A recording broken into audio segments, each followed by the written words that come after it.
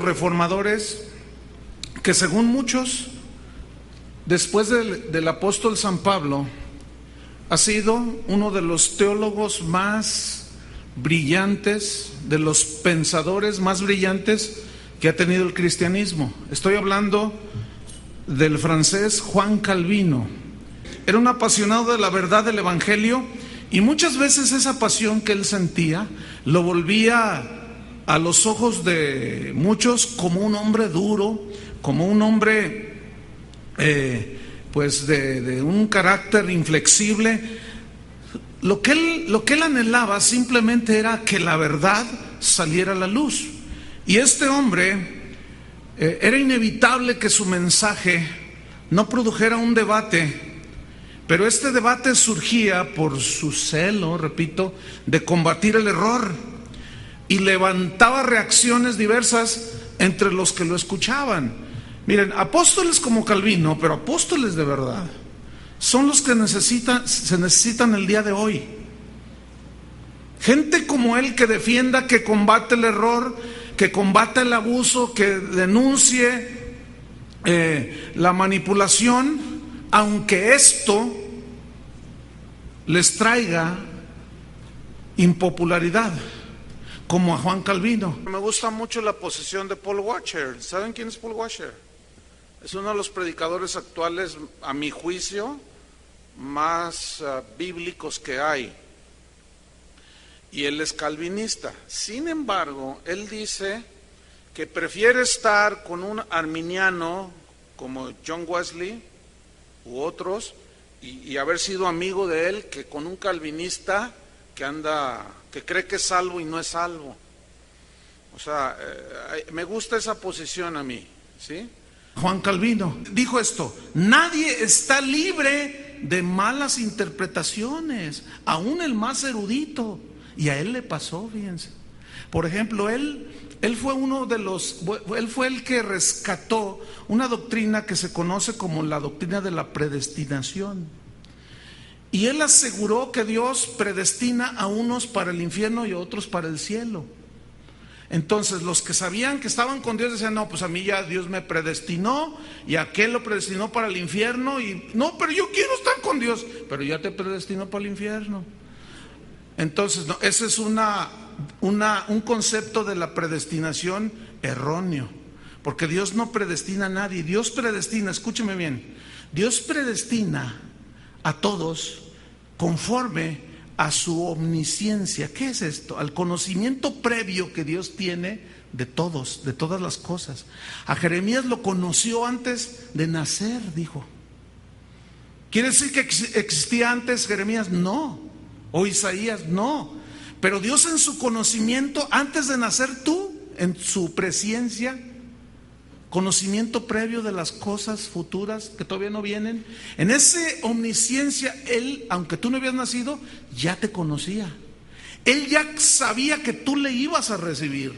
Él ya sabía que tú te ibas a entregar.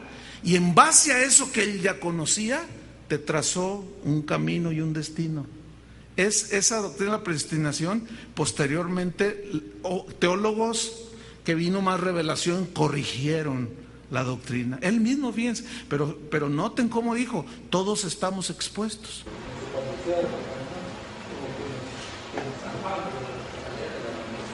Bueno, definitivamente la Biblia habla claramente de la doctrina de la predestinación.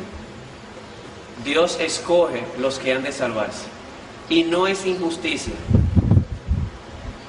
Déjame ilustrarlo de esta manera. Imagínense que esta mesa representa lo que es el mundo. Todos los que están ahí, todos se van al infierno. Todos. No solamente, y sobre todo porque ellos, teniendo la luz y las tinieblas, aman las tinieblas antes que la luz. Dios decide tener misericordia. Mira, si fuera por justicia, todos deberían irse al infierno. Todos. Y Dios, en su misericordia, pero como bien usted decía, en Cristo, y voy a aclarar por qué, escoge a algunos para salvación soberanamente. A los otros, Dios no los está precondenando, simplemente los está dejando. ¿Qué sucede si yo tengo, un objeto y lo suelto, ¿qué sucede? Se cae. ¿Por qué? Porque por su propio peso la gravedad lo atrae hacia abajo. ¿Qué sucede con un grupo de personas que ni entienden, ni desean, ni buscan a Dios si Dios retira su gracia? Libre y voluntariamente van a escoger siempre el mal. La razón por la cual un escogido busca a Dios es porque Dios lo regenera. A los otros Dios no los está precondenando, los está simplemente dejando a su propio libre albedrío. Entonces la pregunta aquí no es, o el punto aquí no es, ¿por qué Dios no escoge a los que se pierden? La pregunta es, ¿por qué escoge a los que se salvan? Si ellos también merecen ser condenados. ¿O alguna vez ustedes han pensado que el dilema no es que Dios sería injusto en dejar que algunos se condenen? El dilema para Dios sería cómo salvar a los escogidos si merecen ser condenados. Y ahí viene la doctrina de Cristo, escogidos en Cristo, porque el pecado de ellos no fue pasado por alto, no fue barrido debajo de la alfombra, fue castigado en Cristo. Ahora bien, si bien es cierto que Dios ha escogido para salvación, ni usted ni yo lo sabemos quiénes son. Así que tenemos que predicar al borracho, a la prostituta, al homosexual y a todo aquel que se nos presente en el frente. Debemos predicarle porque Dios salva a los elegidos por medio de la predicación. Y algo interesante, ya que usted mencionaba la doctrina de la predestinación. La doctrina no solamente implica o incluye la elección para salvación, sino también, ¿qué dice Jesús? Predestinados para ser hechos conforme a la imagen de su Hijo. Es decir, Dios escoge para salvación, pero también ha destinado el camino de Él, ser transformado de gloria en gloria a la misma imagen de Cristo. ¿Por qué digo esto? Porque hay una persona que pudiera decir, yo soy escogido, pero si no hay una vida de santificación, no soy quien para decir quién es salvo o no, pero los frutos me dicen de que deberías revisar si en realidad fuiste escogido, si te has arrepentido. Pero volviendo al punto de ahorita, Dios escoge para salvación a un grupo de personas que están todos dentro de la misma masa, hace vasos de honra para su gloria y hace vasos de deshonra, y no es injusto porque al fin y al cabo todos merecen ser condenados. A los que Él salva, a los que Él escoge, los escoge en Cristo. Entonces, recuerdo la mejor actitud que he escuchado, porque déjeme decirle que a creyentes cuando le presentamos la doctrina de la predestinación, de la elección, dicen, oh, tiemblan, no les gusta. La mejor reacción que he visto, hablando de esto, vi en un joven que era arminiano, que cuando le expuse lo que Pablo dice en Romanos 9, su reacción fue increíble. Dijo, wow, yo tengo que darle muchas gracias a Dios. La mejor reacción que he visto en mi vida. ¿Saben por qué? Porque él pudo entender que si no hubiese sido porque Dios lo escogió a él nunca hubiese escogido a Dios.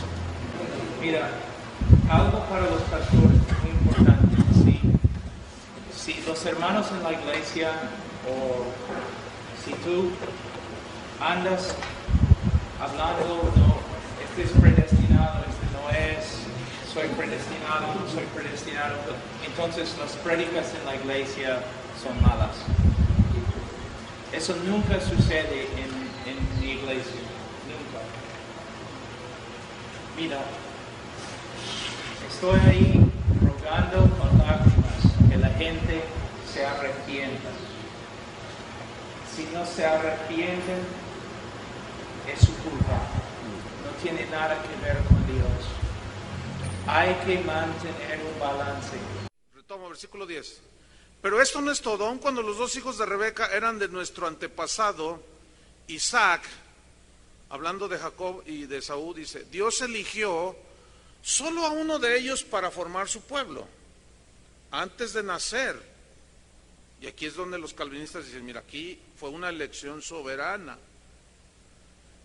Y los arminianos dicen, sí, pero aquí es donde operó lo que en teología se conoce como la presciencia de Dios, que es que aparece en Primera de Pedro. ¿Qué es la presciencia de Dios? Es el conocimiento anticipado que Dios tiene de las cosas antes que sucedan. O sea, Él ya sabe lo que va a suceder. Entonces los arminianos dicen que Dios escogió, o sea, los elegidos son, dicen los arminianos, los que Dios desde antemano ya sabía que le iban a recibir. ¿Me expliqué? Entonces se contrapone con los calvinistas. Luchando con esta doctrina de la elección, tratan de proponer que sí hay una elección, porque la palabra no se puede sacar de la Biblia, no se puede dejar de ver su importancia en la Biblia, y entonces comienzan a elaborar ciertas formas de elección distinta a la elección incondicional, y comienzan a hablar de una elección basada en el preconocimiento de Dios, o presciencia, que Dios ve en el futuro todo lo que va a pasar, que Dios puede ver en el futuro que fulano va a arrepentirse y a creer, y entonces lo elige. Esa la llamamos la teoría del video.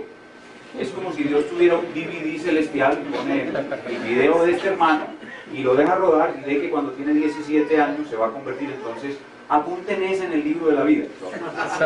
El libro de la vida. No, yo lo digo con respeto y no me quiero burlar, no me estoy burlando ni siendo sarcástico, es lo que nuestros hermanos creen. Entonces, el problema con este asunto es que la palabra presciencia en la Biblia no tiene ese sentido cognitivo de conocer de antemano, sino que esa palabra en el resto de la Escritura tiene más un sentido afectivo que cognitivo. Cuando dicen Amós 3:3, Dios de Israel, hablando de Israel, a vosotros solamente os he conocido de entre todas las naciones. ¿Será que Dios no conocía a Israel? ¿O será que Dios aprende algo? Dios no aprende nada. Dios no puede aprender, porque Él es eterno, su pensamiento es eterno. Él no aprende, Dios no puede aprender. Entonces ese preconocimiento no puede ser algo cognitivo, algo anticipado. Ese preconocimiento es más bien a los que antes amó, no a los que antes conoció, porque Él lo conoce todo. Dios no puede aprender, no puede conocer, nada puede enseñársele a Dios. Los calvinistas dicen, Dios le pidió permiso o le dijo a Jacob, ¿me aceptas? Yo te elegí a ti. Entonces, ¿cómo? Dice el calvinista, no, ni siquiera habían nacido, dice. Entonces, un punto a favor del calvinismo. Pero el arminiano dice, no, a ver, espérame. Si Dios me destina a mí para el infierno, el día del juicio yo le voy a decir, Dios injusto eres. No me diste una sola oportunidad. Entonces, el calvinista le responde al arminiano, pero Dios te va a decir, ¿y tú quién eres para decirme qué, cómo y cuándo debo hacer las cosas? Entonces el arminiano dice, no, pero tú eres un Dios justo y allí no hay justicia. Entonces sería un Dios injusto e iría la elección, la predestinación iría en contra de la justicia del Dios justo y recto, que no hace acepción de personas. Entonces el calvinista se le mueve el tapete. 3. Si Dios da su salvación solo a escogidos, ¿eso no es hacer acepción de personas? Pues cuando uno predica la doctrina de la salvación, no solamente le dicen a uno que el Espíritu Santo es un caballero, sino que también le dicen que Dios no hace acepción de personas. Y esa expresión, hacer acepción de personas, está en la Biblia. Es una expresión bíblica. Pero, si ustedes se toman la molestia de coger una concordancia y mirar todos los textos de Génesis y Apocalipsis donde aparece esa frase, acepción de personas, excepto en la visión de Pedro, cuando a Pedro se le enseña por medio de una visión con animales, de que Dios escogió también a los gentiles, exceptuando en ese texto, se refiere única y exclusivamente a lo que Dios hace en su juicio. Se refiere a juicio, se refiere a castigo, se refiere a condenación. Se dice que Dios no hace acepción de personas en su juicio. Es decir, que a Dios no lo mueve a hacer un juicio más favorable la pobreza y la miseria del pobre o la riqueza y dignidad del rico. Él es en el juicio en el que no hace acepción de personas. Pero de su misericordia se le dice, tendré misericordia de quien tendré misericordia. Entonces, ¿qué hacen? Califican el atributo de la misericordia que Dios califica de soberana con el atributo de su justicia que Él califica de no ser acepción de personas. Cruzan los dos conceptos y le ponen a uno lo que es propio del otro. Y por eso de esa manera terminan rechazando la doctrina de la elección.